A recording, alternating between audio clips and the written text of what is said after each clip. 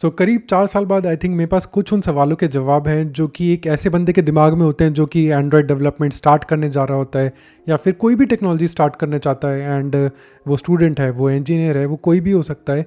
सबके मन में ये क्वेश्चन आते हैं कि क्या ये मेरे लिए सही है, इसका फ्यूचर कैसा है, इसकी अर्निंग पोटेंशियल कैसी है। तो आज इस वीडियो में मैं उन सब का आंसर दूंगा।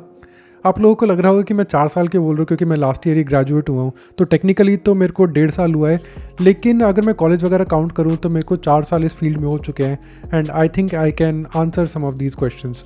सो ये वीडियो काफ़ी हेल्पफुल होने वाली है आप लोगों के लिए एंड कीप वॉचिंग। तो क्वेश्चंस क्या आते हैं जब भी हम कोई नई टेक्नोलॉजी स्टार्ट कर रहे होते हैं, चाहे वो पाइथन हो, चाहे वो मशीन लर्निंग हो, एंड्रॉयड डेवलपमेंट, वेब डेवलपमेंट। सबसे पहले मेरे दिमाग में क्वेश्चन आता है कि फ्यूचर क्या है इसका।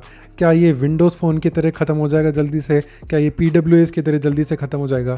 याद है PWAs एक वेबसाइट होती थी जो आपको कहती थी कि मेरे को होम पेज में ऐड कर लो अपने, आप उसे ऐड करते थे तो वो एक वेबसाइट की तरह ही खुलती थी, लेकिन वो आपके फ़ोन पे एडेड है तो एक वो ऐप थी। तो ऐप और वेबसाइट का कुछ मिला जुला ख़राब सा प्रोडक्ट था वो, एंड काफ़ी कंपनीज ने बंद कर दिया उसे यूज़ करना, कुछ अब भी करती हैं लेकिन मोर और लेस वो बंद हो चुकी हैं। तो PWAs आई थी, विंडोज़ फ़ोन आया था, तो ये फैड थे, यानी कि काफ़ी जल्दी आए एंड काफ़ी हाइप हुई इनके बारे में, लेकिन काफ़ी जल्दी ये चले भी गए। लेकिन एंड्रॉयड डेवलपमेंट ऐसा नहीं है, वो काफ़ी टाइम से है एंड आगे भी वो काफ़ी स्ट्रॉन्ग रहेगा। तो आपको लगता है कि क्या ये फैड है, क्या ये 2-3 साल में ख़त्म हो जाएगा या फिर ये लंबी रेस का घोड़ा है, तो वो हम डिसाइड करेंगे। दूसरा सबसे इम्पॉर्टेंट सबके दिमाग में आता है कि पैसे कितने मिलेंगे, चाहे वो CTC से मिले, किसी के यहाँ जॉब करके, या फिर वो फ्रीलांसिंग से मिले, कितने पैसे मिलेंगे। अगर आपके भी दिमाग में ये क्वेश्चन है तो कमेंट करके मेरे को बताना। फिर फाइनली क्वेश्चन आता है कि रिसोर्सेज, यानी कि पढ़े कहाँ से। मान लिया भैया कि एंड्रॉयड बहुत अच्छा है या वेब बहुत अच्छा है, अब मैं शुरू कहाँ से करूँ, तो वो भी देखते हैं आगे चल के। सबसे पहले मैं बात करता हूँ कि फ्यूचर क्या है एंड्रॉयड डेवलपमेंट का। तो यार सबसे पहले जब आप इवैल्यूएट करते हो ना किसी चीज़ को, किसी टेक्नोलॉजी को, तो देखना 3 चीज़ें हैं। सबसे पहले उसे बैक कौन कर रहा है, यानी कि अगर एग्जांपल दूँ एंड्रॉयड का, तो एंड्रॉयड को तो बैक कर रहा है गूगल, एंड बहुत अच्छा रीज़न है उसका, क्योंकि गूगल को एंड्रॉयड से बहुत ज़्यादा कमाई होती है।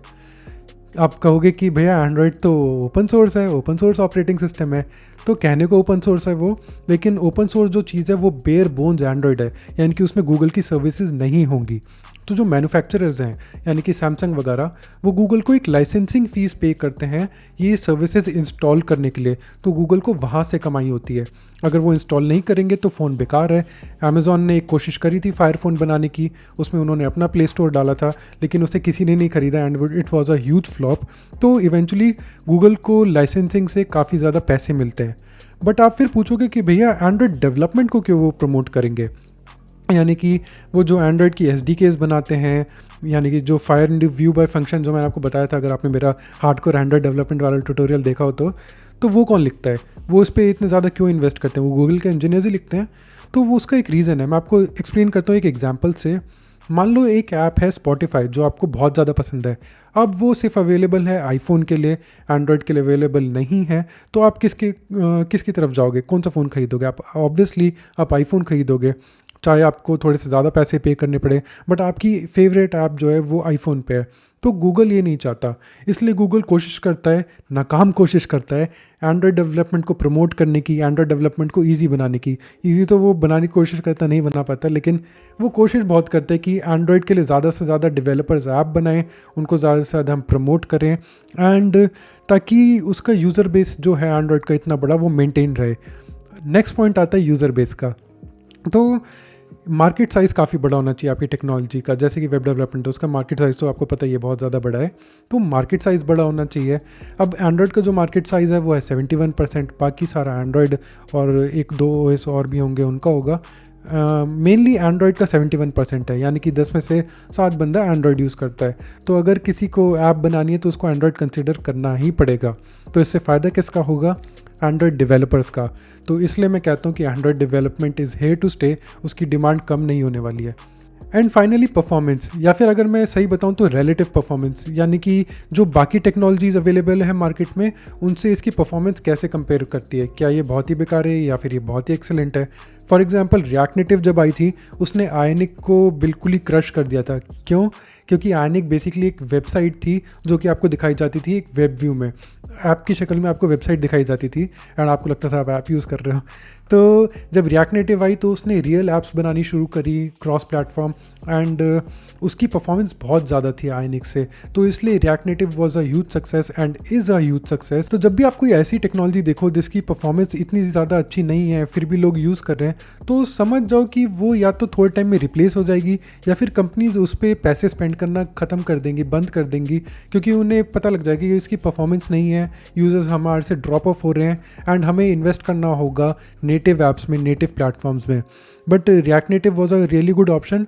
बट उससे ऐसा नहीं है कि एंड्रॉयड ख़त्म होने वाला है, क्योंकि मैं रिएक्ट नेटिव करता हूँ बट मेरे को बहुत ज़्यादा ज़रूरत पड़ती है एंड्रॉयड के नेटिव कोड को देखने की भी। सो नेटिव की नॉलेज होना is really plus point, and काफ़ी कंपनीज़ तो ये प्रेफर करती हैं कि आपको नेटिव की नॉलेज हो। तो ये थे 3 पॉइंट जो आपको कंसिडर करने चाहिए एंड्रॉयड डेवलपमेंट में या फिर किसी भी टेक्नोलॉजी को इवैल्यूएट करने में। तो एंड्रॉयड इसमें सबसे खरा उतरता है सब पे, उसे गूगल बैक करता है। गूगल का नाम तो सुना ही होगा, सिलिकॉन वैली का स्टार्टअप है, सर्च इंजन वगैरह चलाता है, वो एड्स वगैरह बेचता है हमारे ऊपर एंड हमसे पैसे कमाता है बहुत ज़्यादा। मार्केट साइज़ उसका काफ़ी ज़्यादा बड़ा है, मैंने आपको बताया 71% मार्केट साइज़ है, एंड परफॉर्मेंस तो ऑब्वियसली नेटिव ऐप्स की परफॉर्मेंस उसकी अच्छी है। अब बात करते हैं कि भैया मिलेगा कितना, यानी कि हम एंड्रॉयड डेवलपमेंट सीख लेते हैं तो हमारी जॉब कितने की लगेगी या फिर हम फ्रीलांसिंग में कितना पैसा कमा पाएंगे।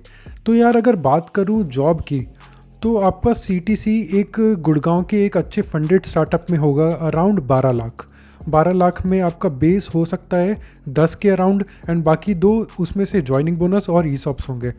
ESOPs का पक्का नहीं है लेकिन ज्वाइनिंग बोनस दे देती है कंपनीज आजकल। तो 12 लाख के अराउंड CTC रहता है अगर आप किसी गुड़गांव के फंडेड स्टार्टअप में काम करते हो। बैंगलोर जाते हो तो वहाँ पे थोड़ा CTC बढ़ जाता है क्योंकि कंपटीशन ज़्यादा है, स्टार्टअप्स बहुत ज़्यादा हैं एंड वो पोच करते हैं एक दूसरे के एम्प्लॉयज़ को, तो companies there tend to pay better and they tend to retain their employees. So इसलिए बैंगलोर में थोड़े ज़्यादा पैसे मिलते हैं। तो ये तो हुई CTC की बात स्टार्टअप्स वगैरह के लिए। एंड बात करूँ अगर फैंग की, यानी कि Facebook, Amazon, Apple, Netflix, Google, तो ये कितना देते हैं। तो यार इनका अपना सेट है, इनका एक्सपीरियंस के बेसिस पे होता है मोस्टली। इनका जो L वगैरह चलता है, यानी कि अमेज़ॉन में मैंने पढ़ा था कहीं कि L का सिस्टम होता है, L1, L2, L3, या फिर गूगल में होता है शायद।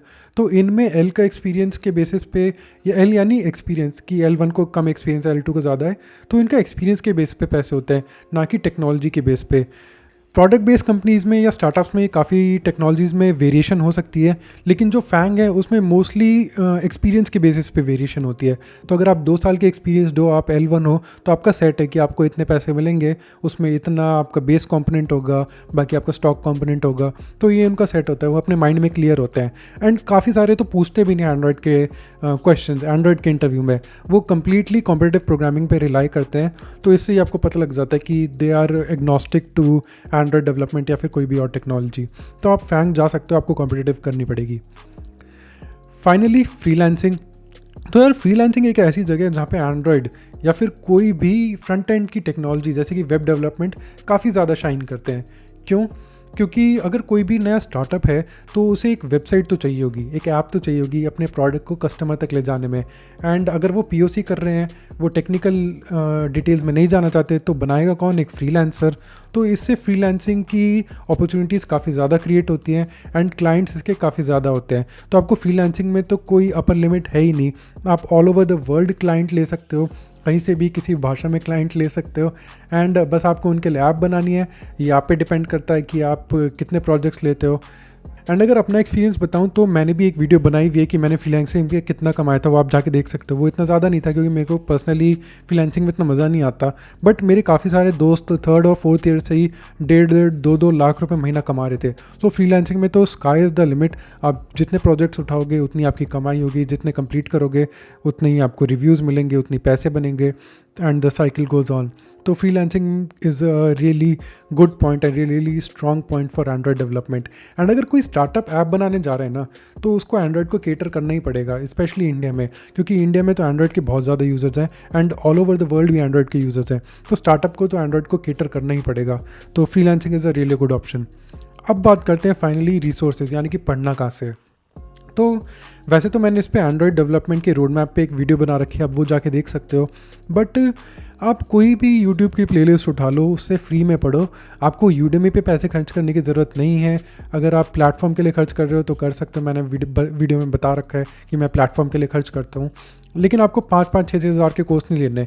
यूडेमी पे 200 300 400 के कोर्स होते हैं, वो आप ले सकते हो, वो बहुत बढ़िया कोर्सेज होते हैं, उनकी क्वालिटी टॉप नॉच होती है। लेकिन मैं रिकमेंड करूँगा कि आप यूट्यूब से सीखो, यूट्यूब के साथ आप कोड करो, उनसे जब सीख लो तो मैं बिलीव करता हूँ प्रोजेक्ट बेस्ड लर्निंग में, तो जब सीख लो तो उस पर एक प्रोजेक्ट बनाओ। फॉर एग्जांपल आपने सीखा पुश नोटिफिकेशन कैसे काम करती हैं, तो एक ऐप बनाई जिसमें आप पुश नोटिफिकेशन इंप्लीमेंट करोगे, तो उससे आपकी लर्निंग बढ़ेगी, आपको प्रैक्टिकल एक्सपीरियंस मिलेगा and take it on from there. उससे आप बिगिनर से एडवांस तक लेके जाओ and that is how you learn Android development, ना कि भारी भारी भरकम फीस पे करके। आप फ्री में सीख सकते हो एंड्रॉयड डेवलपमेंट।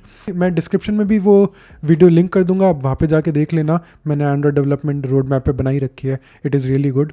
तो अब लास्टली, अगर ये वीडियो आपको पसंद आई हो तो लाइक कर देना, अगर पसंद इंटू 100 आई हो तो चैनल को सब्सक्राइब कर देना।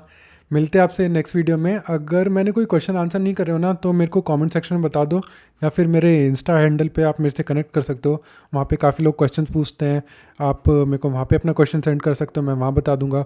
एंड प्लस अगर आपके कोई वीडियो सजेशंस हो, आप चाहते हो मैं किसी टॉपिक पे वीडियो बनाऊँ, तो आप मेरे को कमेंट्स में या फिर इंस्टा पे बता सकते हो and I try to make a video on that. वैसे आजकल मेरे पास आइडियाज़ की बहुत ज़्यादा कमी है, तो मैं डेफिनेटली उस पर वीडियो बना दूंगा। तो जल्दी से अपने कमेंट करके वीडियो आइडियाज़ बता दो and see in the next video. Thank you so much.